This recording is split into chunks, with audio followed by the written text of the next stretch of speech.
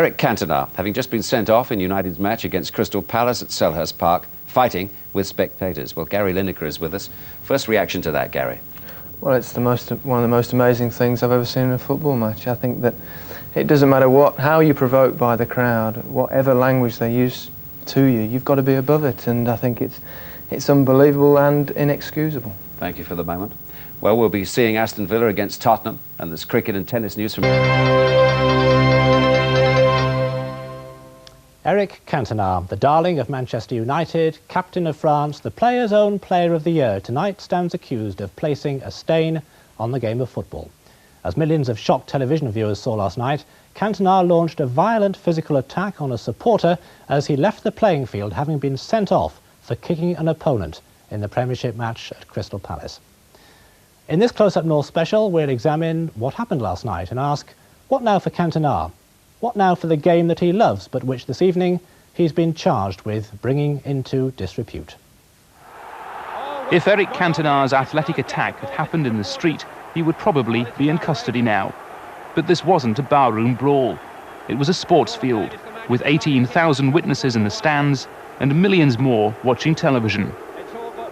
The role model to a generation of children had betrayed his sport and the inherent code of self-discipline and self-control.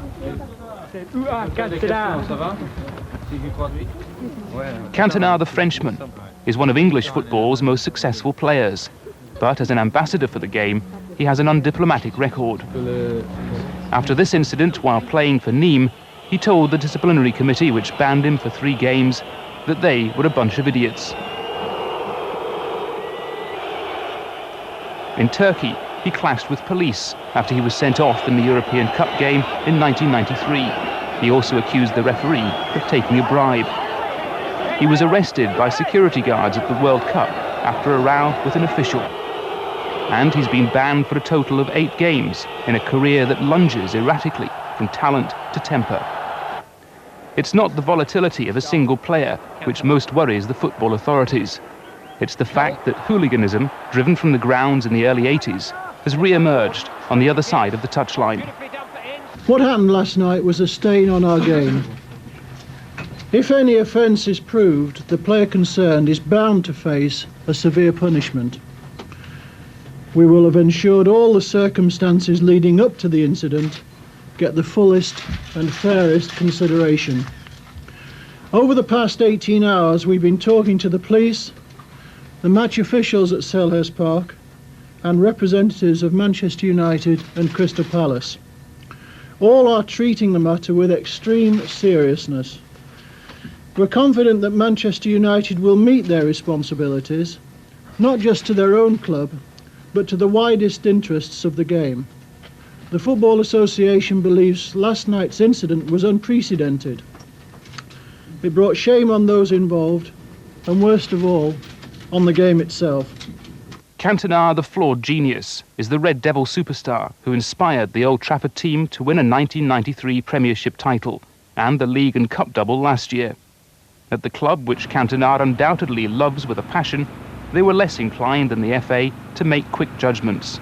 We will look at the thing fully, and Manchester United will want to do whatever is appropriate in the circumstances. However, as you'll appreciate, there's already been a number of things said, and there are potential charges of a criminal nature and through the FA, and clearly we would not wish to do anything which is prejudicial at this stage. As Cantona left his home in Worsley this morning, ignoring journalists' questions, he was the talk of the playing fields in Manchester. Cantona may be paid £10,000 a week, but at the Trinity High School, he's not earned the respect of his fans. He's upset everyone, he's upset all his fans, his manager, his team, everyone, and I don't think he should have done it. Cantona recognises the depth of his character, but shrugs off his unpredictability by blaming his artistic nature. Tu apportes du bonheur aux gens par cette spontanéité, par cette instinctivité. Forcément, il y aura des taches d'ombre, des taches noires. The black stain of last night will stick to Eric Cantona for a long time. As the father of a young son, Cantona will realise how children copy the actions of their idols. Football this evening finds itself ashamed of a player who had in his grasp the intelligence and imagination of greatness. Whether the game's supporters can forgive him depends now as much on United's attitude to a punishment as Cantona's sense of atonement. Well, in the space of a few torrid seconds, the career of English football's most unpredictable player reached a new peak of controversy. In the next half hour, I'll be discussing the implications of Cantona's show of force with my studio guests. David Meek of the Manchester Evening News, Raymond Farrell of the British Association of Sport and Law, members of the Football Supporters Association, Johnny Flax, who supports Manchester United, and Tim Crabb, who is a Crystal Palace fan. Both were at last night's match. And Willie Morgan, the former Manchester United and Scotland striker. We'll also be joined by French journalist Gérard Herens and more supporters of Manchester United who can scarcely have expected to see anything like last night's astonishing events. But there's a heavy responsibility now on the directors of Manchester United who are meeting this evening. Our reporter Peter Stevenson is at Old Trafford. Well, Charlie, I can tell you it's a bitterly cold night here outside Old Trafford, but it hasn't stopped several supporters, as you can probably see behind me, coming down to see if they can glean any bit of information about Eric Cantona's future. That meeting that you referred to, initially we thought that was to have been held here with about 4 or 5 senior directors, but in the last couple of hours we've been informed that that meeting has been switched to a secret location, so all we can do here is wait and see what information United decide to give us later on. I know you spent quite a bit of time down at Old Trafford today. Has there been much hustle and bustle of activity at the stadium? Plenty of media here, as you can expect, but also I think it's fair to say a lot of fans coming down to still to buy their Cantona shirts, still to put their Cantona posters in the back of their cars. A healthy business being done at the souvenir shop, and I think it has to be said that the consensus among the fans is that Eric Cantona perhaps having a bit of a raw deal. They feel that there was intense provocation there last night, and that possibly the Frenchman is being made a scapegoat for the problems at Crystal Palace last night. Peter, thank you. We'll be back with you and those frozen supporters before the end of the programme. Well, gentlemen, everything suddenly went wrong in those few crazy seconds last night. Now, we have with us 3 people who were actually at the game. David Meek, you've been covering Manchester United since 1958. What did you make of those moments of madness? Well, I was quite astonished, as everybody else in the ground was. And it's very difficult, in fact, it's impossible to defend what Eric did. I mean, it was a bizarre kind of attack to sort of go on the Kung Fu and what have you, but the only thing one can say in defence of that is that he is a footballer, and he certainly used his feet to land himself in this drama. Was there any hint before then that he was getting so wound up that something like this might happen? Well, I don't just sound too clever, but I could see it coming because 3 different players in the Palace team had given him a good crack. There was one particular tackle from behind which sort of went right down the back of his leg. He had to have treatment and he resumed limping, and I would have thought in the present climate that was at least a bookable offence, if not a little bit more. So he was getting a little bit agitated because I think he felt that he was being unduly knocked around without getting much protection from the referee. Tim Crabb, as a Crystal Palace supporter, is that how you see it? Did you think that your players were roughing him up a bit? I don't think it was anything really more than the ordinary attempts to pick on the most talented player perhaps in the side. I think that obviously there was very close attention being paid to Eric Cantona. He's a star player, and sure, there were 1 or 2 challenges going in that might have been a little bit over the mark. Basically, that's the referee's responsibility to make an interpretation of that. If he gives a free kick or decides to caution people, that's his business, and professionals have to accept the will of the referee. In this case, Eric Cantona decided to take the game or the problem into his own hands. It seemed to attempt to strike Richard Shaw shortly before he lashed out with his foot at him. That was the Crystal Palace player who was That's involved. Correct, yeah. The ball came back and he sort of did lash out a boot when he had no chance really of getting the ball. That was 2 incidents really, then the referee had no option but to send the player off. Now maybe that will have wound up the home supporters. Johnny Flax, did you feel that there was a large degree of provocation against Eric Cantona? I thought that the tackles that he was being subjected to, and the one that David referred to, was in the first couple of minutes, and the player should have been cautioned, and especially under the new so-called guidelines. The thing about it, though, it's not just the one game. Manchester United supporters and players, the animosity that's been shown towards them since we won the championship in 1993, it's the first time for 26 years, has been incredible. And I think with Eric Cantona, he probably, after doing what he did, and I don't defend what he did in terms of being sent off, that I think that he'd reached the end of his tether, if you like, and walking a lot down the touchline, unfortunately what happened and shouldn't have happened, and I would certainly not condone anything that he did. But I just think it's been a symptom of something that's been brewing for months, if not years. You're saying that there is so much hatred towards Cantona in particular amongst opposing fans that maybe they wanted to see this kind of scenario. Well, quite honestly, I think that there is an unfortunate streak in English football and in British way of life that we build up stars to let them down, and this is the way they do it. I think there'll be a lot of people who, if this is Eric Cantona's last game in English football, they'll be delighted to see that. But I think that English football will be the less for his if he doesn't play again. Willie Morgan, what about the pressures that star players are under? You knew all about that in your days at Old Trafford, particularly a Manchester United player playing away. There is pressure. Obviously there's pressure. But, you know, you're talking about tackles. I saw the highlights of the game, and I mean, if he gets wound up with the tackles that he's getting put in at the moment, God knows what it would have been like playing against Tommy Smith and Norman Hunter and people like that. I mean, the tackles they're innocuous at the moment. They really are. I don't think it's got. You know what we're really here to talk about tonight is not what he's sending off, because that's irrelevant. You get sent off, you'll get punished, as any player would. It's what he did afterwards. And I mean, I know everyone said the same. I've never seen anything like it. I mean, I've been sent off a few times in my career and had to walk down the touchline and get abused. You didn't go in for the Kung Fu on the way off? No, not really. It's not... I just thought it was crazy. And I've never seen... I think he's going to be severely punished by both Manchester United and the league. I think he's going to be in for a Gentlemen, really hard time. Thank you for the moment. Well, as Willie was suggesting there, for Eric Cantona's playing colleagues, the focus of attention comes for all the wrong reasons. The Players' Union is the Professional Footballers Association, and our reporter Paul Grant asked their chairman, Pat Nevin, the Tranmere and Scotland winger, what was his reaction? Do the PFA agree that he's brought the game into disrepute? I think it's hard to imagine a more serious misdemeanour, really. But as you say, he actually was pretty badly provoked. But I can understand that the FA want to take it very seriously, and probably Manchester United will want to take it very seriously. And in that light, at the PFA, we understand that, but we are in contact with Eric, and you know, hopefully, quite soon, that Eric can come up with an apology, and we can maybe get to the root of what were the causes. To what extent are players provoked by fans during games? It's actually part and parcel of the game. You need to be able to handle it. You have to have the type of temperament and the type of character to be able to handle it. And you know, even though it's part of football, or maybe part of society's problems more than anything else, players all accept it's an unwritten law. It's probably a written law as well, that you don't react violently. Well, what does happen to Eric Cantona now? All sorts of people are mulling over that, and we'll try and assist their deliberations along the way. Raymond Farrell, Chief Executive of the British Association of Sport and Law. Those two subjects seem to be colliding an awful lot these days.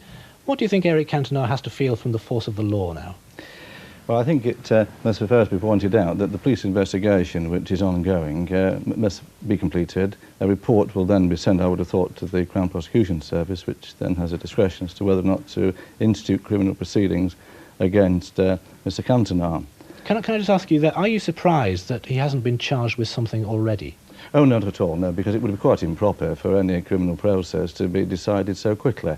I think that this is probably going to take several weeks, if not longer, for the process to be completed. All the investigations which the police force are conducting must be completed.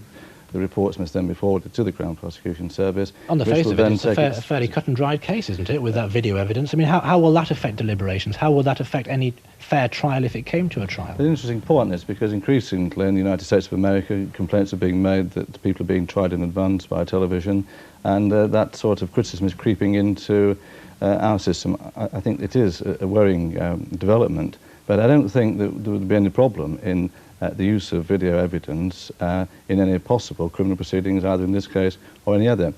But there is just one point I would like to raise, Charles, and it's this, that if the law is being considered in this context, which is quite properly it is, and I think it must be considered in its entirety.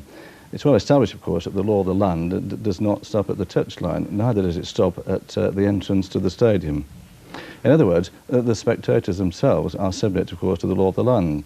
Now, I'm not in any way seeking to exonerate what Mr. Cantona did, or even commenting on it, quite frankly, but it was quite obvious that when he was walking from the pitch that there was a degree of provocation. In the Times newspaper this morning, there was a quotation from a Crystal Palace fan of some 30 years standing, apparently highly respectable gentleman, who said that he had never seen such intense provocation in 30 years. So I'm not saying that excuses it. What I'm saying is... Could they be the subject of criminal action? No, certainly, because the criminal law applies to the spectators as well as to the players. Let me just bring in Tim Crabb, the FMA. I mean, as a Crystal Palace supporter and a high-ranking official with the FSA, what do you think about that? Well, I think that we've got to get this into perspective. As Willie said before, he's experienced being sent off, having to walk down and go down a tunnel after having been sent off, and been used to the jeers and from the crowd and the sort of the barracking that might go on. Now, that's not to suggest that that's never been the case before. That's always been the case. That happens in high-profile matches. When a player gets sent off, the crowd gets excited, and if the crowd wasn't able to be excited when events like that happen, then people wouldn't turn up to football matches, because people turn up to football matches to be involved in the spectacle. And that's what happened last night.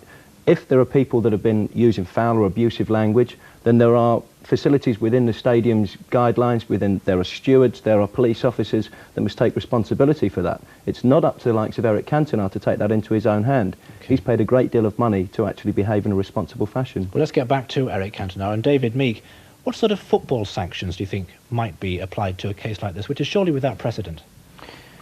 Yes, it is without precedent, particularly the nature of the assault, although it's not the first time, I don't think, that a player has landed one on a spectator. I had a call tonight from Harry Gregg, who you perhaps remember was the goalkeeper before and after Munich, and he picked up on this, is this unprecedented or not, and he reminded me that twice he'd been involved in punching a spectator. The first time somebody taunted him about Munich, and he said he vaulted over the wall and he chased the spectator up through the terracing, and he said I would have killed him if I could have caught him. He was never very quick though, Harry. Well, maybe it's just as well, but otherwise he would be in the dock as well. And there was another incident where at Luton, where the Bedfordshire police were going to charge him, and then for some reason dropped charges. And I wonder whether one of the reasons that we didn't sort of hear quite so much about it, is that the media, and especially television coverage in those days, was not as intense. I mean, this is like an O.J. Simpson yes, trial I take the it? point, but, I mean, the offence is there for all to see. Clearly, the FA are preparing to throw the book at him, judging by Graham Kelly's reactions today. So, what could that consist of? I mean, do you have any idea how many games he might be banned for example? People are talking about a life ban, particularly some of the tabloid newspapers, but I think they're getting carried away. I mean, you've got to sort of use a little bit of a comparison here. Paul Davis, did he not get 3 months for breaking a player's jaw? Now, I think we're in this kind of bracket, and I would think that sort of suspension, plus a fine, is the order of things. Which would basically rule him out for the rest of the season, yeah, more or less. Willie Morgan, how do you see it? What do you think? Well, I don't agree with David.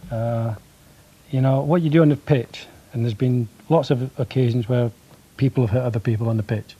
It's part of the game, because you do get provocation on the pitch, and it's part of the game. And you, as you say with the Arsenal player, he got fined, suspended, and that's great. Attacking a spectator in the way that he did has got nothing to do with what happens on the pitch, and I don't think that a 3 months ban and a fine would be relevant in this case. I mean, I think it's way beyond the bounds of what a footballer should be doing. So you think that more than 3 months? I mean, would you be one of those who would like to see him banned sine die? Well, I wouldn't like to see anyone banned sine die, but I honestly think that he's in serious jeopardy of that happening. Okay, let's get the French perspective on this now from Gérard Herens, who is a French journalist working with the BBC French service in London. Gérard, obviously the news of all this will I'm sure have been followed eagerly in France. What's been the reaction there? Well, judging by the number of phone calls we received from our colleagues in Paris and so on, it has enormous impact. He is the captain of the national side, and the president of the French Football Federation, Monsieur Simonet, reacted quite rapidly, saying that in his mind, in his view, it was very unlikely that Eric Cantona was going to play for France again in the near future, and certainly not as a captain. That is obviously, that would be a big problem for him, loss of status and everything else. Obviously. Apart from that, I wish to say as well that French people had a deep sense of pride in the achievements of Eric Cantona in this country. No other French footballer had ever done so well in the English league, which is considered, rightly so, in France as arguably the best in the world. Now, all this feeling of pride has been overshadowed by a sense of gloom and shame, I have to say. To some extent, it seemed as if, despite his brushes with referees here, Eric has rehabilitated since he came to England from France. This kind of problem we thought had put behind him. Is there now a feeling in France that he's gone back to his bad old ways? And what could be the outcome, do you think? I'm not sure about that, but there was a kind of joke going among French journalists saying that Eric Cantona will be okay so long as he doesn't speak English. The moment he begins to understand English and express his views in English, he'll be in trouble. Well, maybe his language curve is rising fast. Gerard, thank you very much indeed for joining us this evening. David Meek, just to go back to what Willie Morgan was saying before when he was talking about a fairly lengthy sentence. Remembering that when Eric Cantona really fell foul of the French authorities, he walked out of France. Do you think that he may decide that he'll leave England now? I think if he feels that Manchester United are going to wash their hands of him, I don't think he will stay around for 10 minutes. I think he will decide it's time to move. I think Eric flourishes when he's somewhere where he's respected and loved, and I mean, that's his personality needs that kind of protection. If that goes, and let's face it, Alex Ferguson has handled him brilliantly. He's taken him to the best football of his career, as Gerard was saying. He's brought him more success. He's introduced him to the right stage for his talents. Now, if Eric was to feel that prop was to be taken away from him, I think he would go. I think that's probably why he's never bought a big house in this country. It'd be easy for him just to So the walk onus away. is clearly on Manchester United's directors this evening. Johnny Flax, as a United supporter, what sort of lead do you want to see them taking? It's very difficult to say. I hope for Eric Cantona's sake that he doesn't play this Saturday. Not for anything else, other than the fact that if he does play, he'll be under the microscope. But coming back to something about the Football Association, this has been manna from heaven for them. We've seen over the last few months the way that they've acted in certain situations regarding players receiving money, etc., managers and all the rest of it. And this has just been manna from heaven for them. As far as they can see, it seems to be a black and white case. It's in front of them, it's on television, they'll take their actions on that. Well, they have been putting pressure on United today to take some action in advance of their meeting. David Mead, do you think that's unfair pressure on the club? Well, I do. I think I agree with John. I think they've rushed at this. I think they've had so many difficult problems this season with the bungs and the sleaze and managers, distinguished managers being asked questions about financial irregularities, and they've been powerless, and everybody's criticising them for sort of muddling along and not being in control. Now suddenly, as John says, they have a black and white case which everybody can understand, which everybody has seen, and they're going to come down heavily in order to sort of just create the impression that they are in control of football in this country.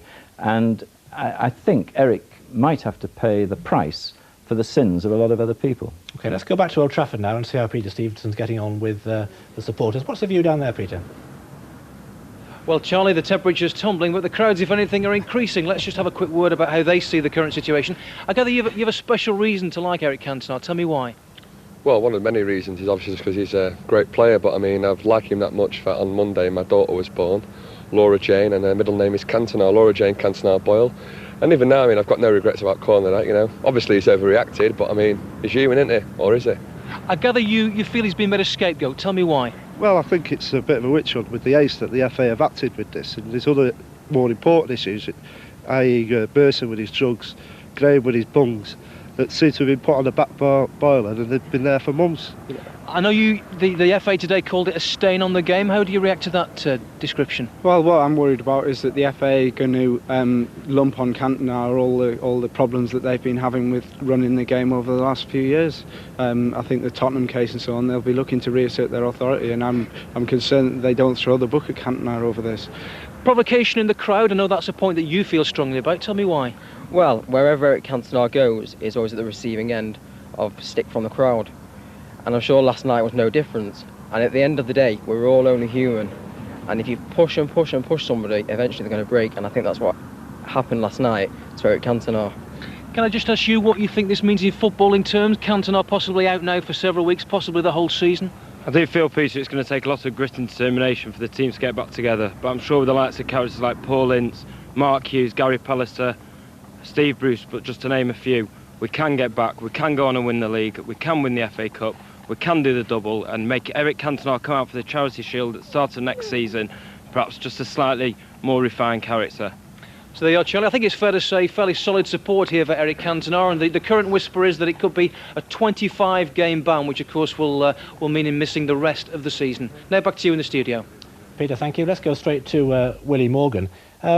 What about the image which Eric Cantona has presented of the professional game over the last 24 hours and all those little kids who idolise him?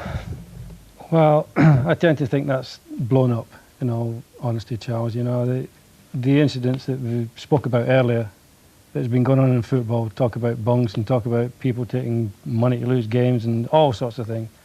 I mean, the image of football has never been brilliant because players do react on the pitch. And the language on the pitch and the tackles and the fighting on the pitch, it's never been a great role model for kids, role model for kids. It never has been. And I don't think that's the major point. But isn't this the way that the game's authorities are trying to present it now, as a sanitised game, which maybe... The game will never change. The game will never, ever change. I think the biggest problem that Eric Cantona's got, that he brought the name of Manchester United into disrepute. Johnny Fleck, let's bring you in there. The name of Manchester United in disrepute, thanks to Mr. Cantona? Obviously, it's taken a battering of the last 24 hours, but I think we've got to look at it again in perspective. You know, what happened was it's a football match. We all sat here, football is important to us, but there were people who were killed last night in the snow. I mean, let's get it in perspective. You know, he did something which was wrong, and he will pay the penalty. Hopefully, as a Manchester United supporter, he's given me and many Manchester United supporters many hours of entertainment that we've not had since a player like George Best, and hopefully we'll get that opportunity again, but I doubt it. David Meek, I wonder if last night's game would turn out to be a pivotal point in the race for the League Championship this year. How much advantage does the suspension of Cantona give to Blackburn Rovers? Well, it certainly doesn't help Manchester United's cause. I mean, they've got a few problems at the moment. Mark Hughes is injured, Andy Cole is cup-tied, and if Eric Cantona misses Saturday's game, which I expect him to, because I don't see how the club could possibly play him, I think they'll suspend him pending the outcome of the inquiries. They've not got a strike force to begin with, so that's the cup that they've got problems. But sometimes in adversity, you know, teams can pull together and find the resources and the mental concentration to do it. So it'll be a chance for the young players to come in, and they've not done badly when they've been introduced this season. So, yeah, problems, but not insurmountable. Ray Farrell, very briefly, if you would, do you think this is just one more example of the way sport is falling foul of the law these days? Well, sadly, it is obviously another example, but I think, again, we must keep these matters in perspective. There are so many games played in so many different ball games, not only soccer, and I think perspective must be maintained at all times. This is very much a one-off occasion, and I hope that it is quickly forgotten. Ray, thank you very much indeed. I rather doubt if it will be quickly forgotten, but we'll see. Gentlemen all, thank you very much indeed for joining us this evening. Well, the debate will continue now with a phone-in on GMR. That's a local radio in the Manchester area. If you would like to take part in that, well, ring in on 0161 228 2255. Ring now, they'd like to hear from you. But from all of us here in the studio, a very good evening.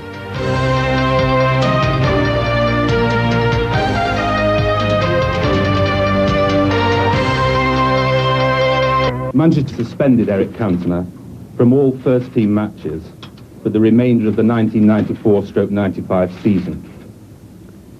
In addition, the player has been fined the maximum sum permissible under his contract. In reaching this decision, which the player fully accepts, Manchester United has had regard to its responsibilities, both to the club itself and to the game as a whole. The club and the player regret the circumstances which have led to this punishment. In view of other pending inquiries, no further statement will be made. So it's au revoir, Cantona, at least until next season. But will he now go from our game for good? Hello there, I'm Paul Dempsey. And I'm Anna Walker. Hello there.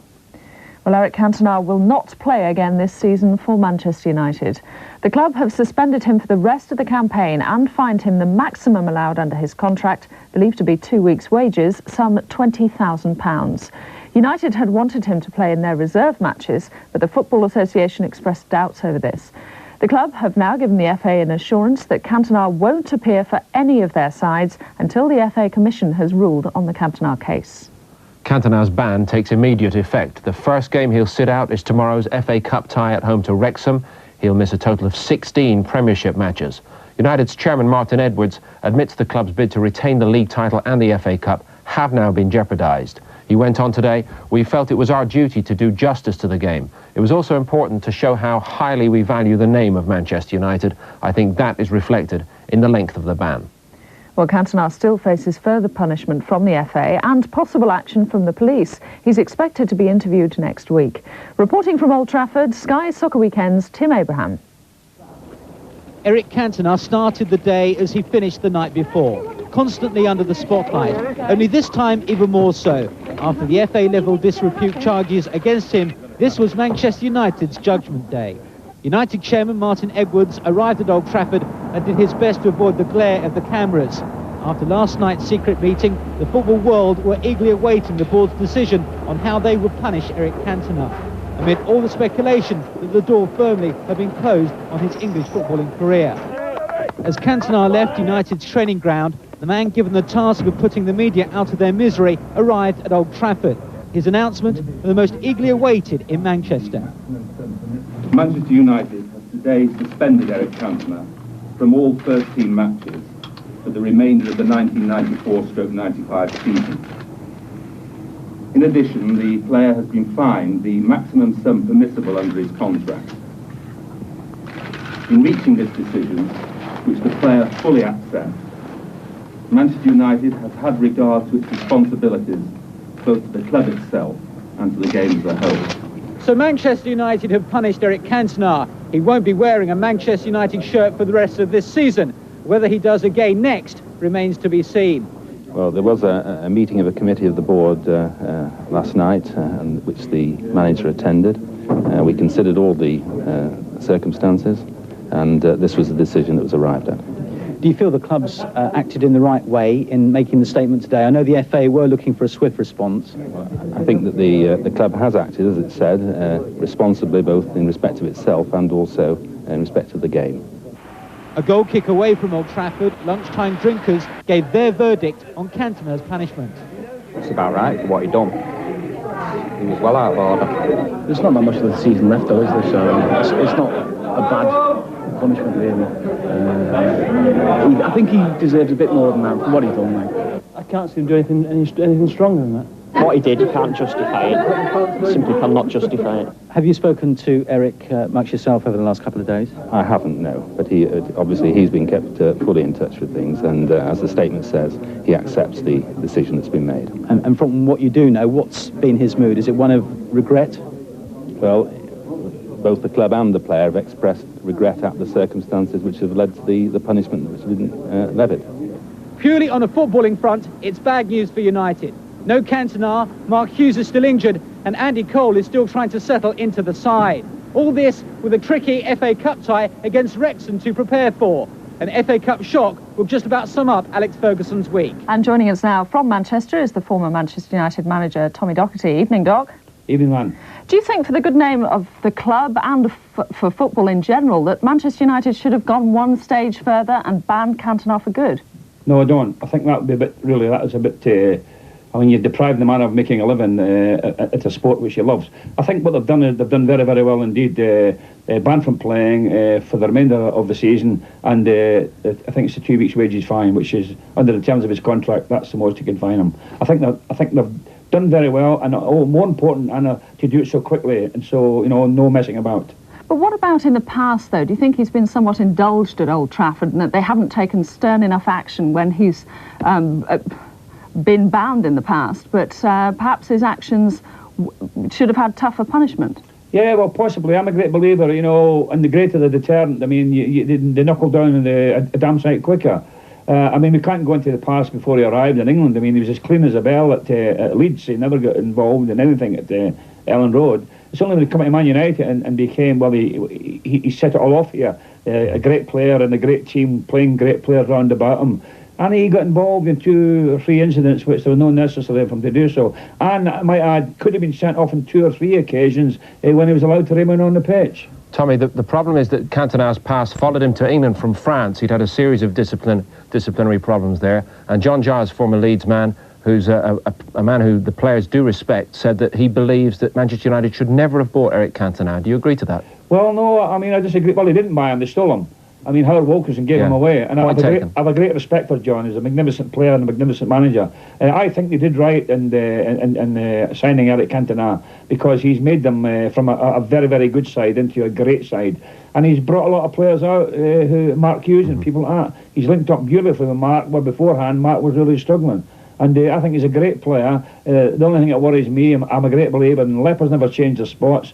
Will this latest deterrent for him till the end of next season, what effect will it have? Because when he goes to away matches next season, he's going to be hamstrung and quartered by the visiting supporters or the away supporters. Will he handle that as well as we think he might do, or will he react even as bad as he's done this time? So obviously has had a tremendous impact on Manchester United as a team. What about their title chances without him?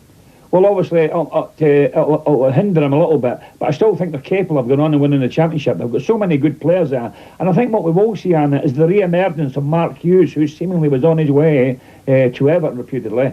We will now see Mark in a couple of weeks recovering from that injury and taking over the role that Eric was playing in the team. So therefore, we will actually see still a great side in action, but without the conductor. If you were in Alex Ferguson's shoes now, Tommy, what would you do about Cantona? I would have sold them on. What I'd have done, or I'd have recommended to the board, we suspend them to the end of the season, fine them what were equivalent to be able to sign them, 2 weeks' wages rather, and make them available for transfer. Tommy, got to stop you there, I'm afraid. Thanks very much for being with us. FA chiefs say Cantona will be suspended automatically under their own rules because of his sending off at Selhurst Park. Then there is the extra penalty because it's his second dismissal of this season.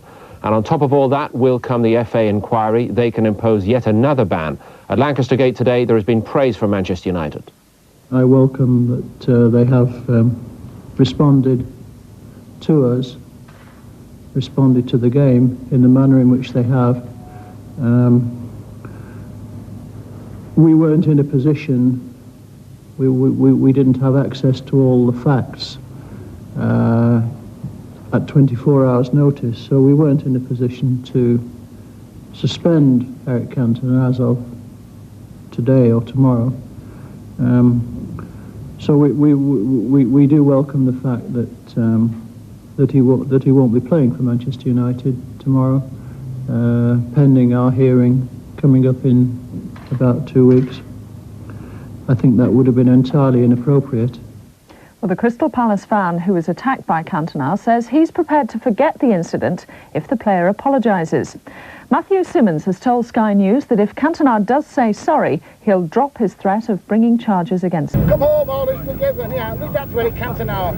Day one of life without Eric, and the United fans were putting a brave face on things. They may now have lost their chance of repeating last season's league and cup double, but the supporters aren't blaming Cantona. They know what he's like. What did you think of what Eric did? It was a flick of a minute, do. He heard what he said to him, and he flew at him. After all, he's French. No, I think the ban that they've given him is, to me, in my opinion, quite sufficient now. I don't think the FA should take any more action. It was for the example he set to younger fans that Cantona was condemned, but they still idolise the man who's helped United win 2 championships. The supporters are resigned to the fact that they won't be seeing Cantona in a first-team shirt again this season, and most agree that was the right decision. Their fear is that he might now choose to leave United and English soccer forever. Excuse me, we signed a petition which will go to the FA. This appeal will be sent to Cantona himself, urging him to stay with the club. The United manager Alex Ferguson knows it's not over yet. Both Cantona and another player, Paul Ince, face further possible disciplinary action. At least United had a victory to celebrate, although second division Wrexham took a surprise early lead. This goal from one of United's other big stars, Ryan Giggs, helped them through to the next round of the FA Cup with a 5-2 win. Kevin Baquet, BBC News, Manchester. Now suspension still upmost in their minds, I suppose. Without him, or the injured Hughes, or the cup-tied Cole, McClare, Scholes and Philip Neville were in the team. Wrexham's number 7, Gary Bennett, had scored the winner to put Ipswich out in the last round. Gerald Sinstad was at the match.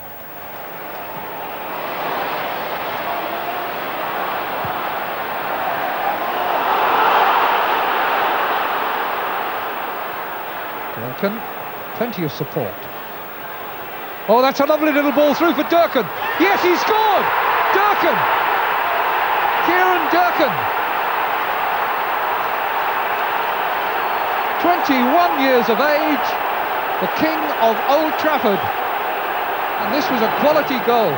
Beautiful little ball slipped through and an excellent finish. Now we have a cup tie. And now Keane on the break. Irwin supporting him. Can he get there? Good cover by Connolly. Irwin made an excellent run there in support. Keane delayed the pass. The weight was right. Irwin's pace was good, so was Connolly's. Needs to take. Keeper stays on his line. Irwin!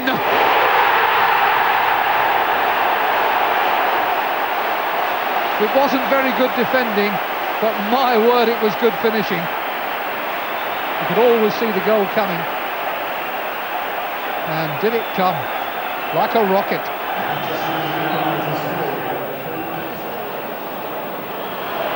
Sharp bursting onto the loose ball.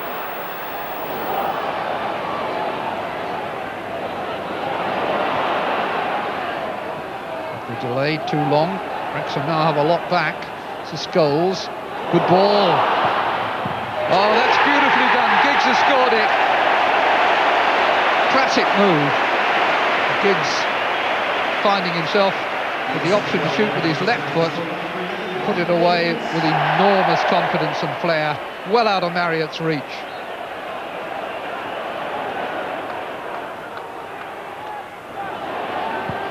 Still the pressure is on. McClare!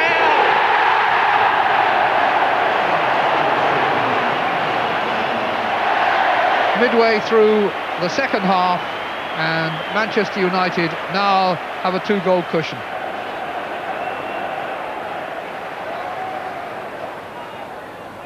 Neville to Ince.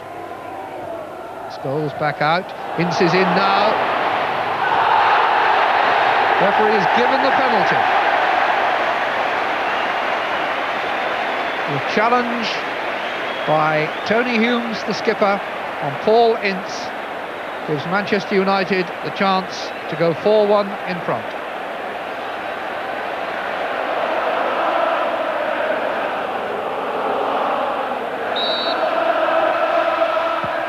Irwin's second goal of the game, and it's now Manchester United 4, Wrexham 1.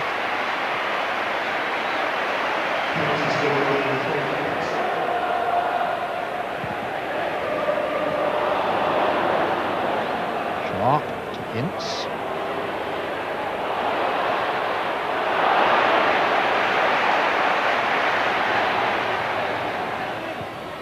Giggs lets fly.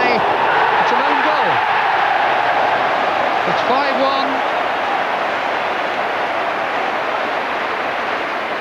I think it may have been Humes. Deflected wide of Marriott. Very clear own goal. Bad luck too. Last minute of an excellent cup tie, in which Manchester United have in no way been let down by the youngsters who've come in, that one in particular. Neville. Scholes again has looked a very interesting mobile player.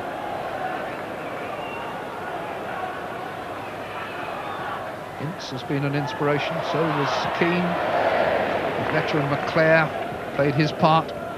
Good all-round performance. Wrexham have been an excellent supporting cast. There's a deflection there, and they have got the second goal right on the stroke of time. The shot was from cross, but was deflected, I think, away from Schmeichel into the roof of the net. It is now Manchester United 5, Wrexham 2. We've had a bit of a feast here this afternoon.